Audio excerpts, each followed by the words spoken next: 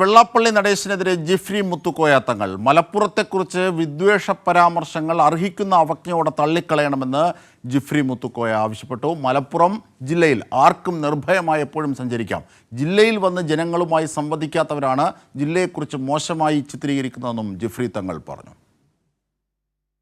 പ്രത്യേകിച്ച് നമ്മൾ മലപ്പുറം ജില്ലയെ സംബന്ധിച്ച് നമുക്കറിയാം, ഈ ജില്ലയുടെ സൗരഭ്യം അറിയാത്ത ആളുകൾ, അത് ആസ്വദിക്കാത്തവർ പലതും പറയും. മനസ്സിലായില്ലേ? ഇനിയിപ്പോൾ ആരോ ചിലരൊക്കെ പറഞ്ഞല്ലോ നമ്മുടെ മലപ്പുറം ജില്ലേനെ പറ്റിയൊക്കെ. ഇവിടെ ആർക്കും നിർഭയമായി എപ്പോഴും സഞ്ചരിക്കാൻ പറ്റുന്ന ജില്ലയാണ് മലപ്പുറം ജില്ല എന്ന് പറഞ്ഞത്.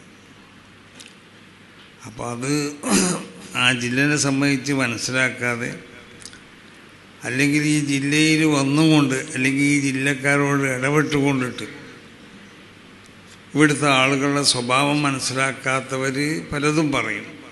അങ്ങനെ പറയുന്നതൊക്കെ നമുക്ക് അത് തള്ളിക്കളയാം. അത് അറിയിക്കണം, അവജ്ഞയോട് കൂടി ഇത് മാത്രമേ പറയണം. ഇതിൻ്റെ കൂടുതൽ വിവരങ്ങളുമായി സ്വാലിഹ് ചേരുന്നു. സ്വാലിഹ്, വെള്ളാപ്പള്ളിക്കുള്ള മറുപടിയാണ് ജിഫ്രി മുത്തുക്കോയ തങ്ങൾ നൽകിയത്.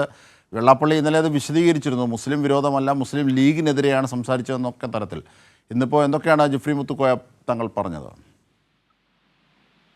അജിംഷാദ് ഇന്നലെ മുട്ടിച്ചിറ ആണ്ടുനേർച്ചയുമായി ബന്ധപ്പെട്ട പ്രഭാഷണത്തിലാണ് ജിഫ്രി തങ്ങൾ നിലപാട് വ്യക്തമാക്കുന്നത്. മലപ്പുറം ജില്ലയിൽ ആർക്കും നിർഭയമായി എപ്പോഴും സഞ്ചരിക്കാനാവും.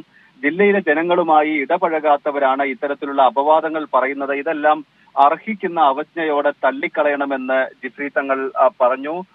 അതേസമയം വെള്ളാപ്പള്ളി നടേശനെതിരെയുള്ള പ്രതിഷേധം ശക്തമാവുകയാണ്. സ്ഥിതിവിവര കണക്കുകൾ വെച്ച് MES ഇതിനെതിരെ രംഗത്ത് വന്നിരുന്നു. അതുപോലെ വിവിധ സംഘടനകൾ, രാഷ്ട്രീയ പാർട്ടികൾ എല്ലാം പ്രതിഷേധം അറിയിച്ചിരുന്നു. പ്രസംഗത്തിലെ പരാമർശങ്ങളിൽ കേസെടുത്താൽ കോടതിയിൽ നിലനിൽക്കുമോ എന്ന കാര്യത്തിൽ പോലീസ് നിയമോപദേശം തേടിയിട്ടുണ്ട്.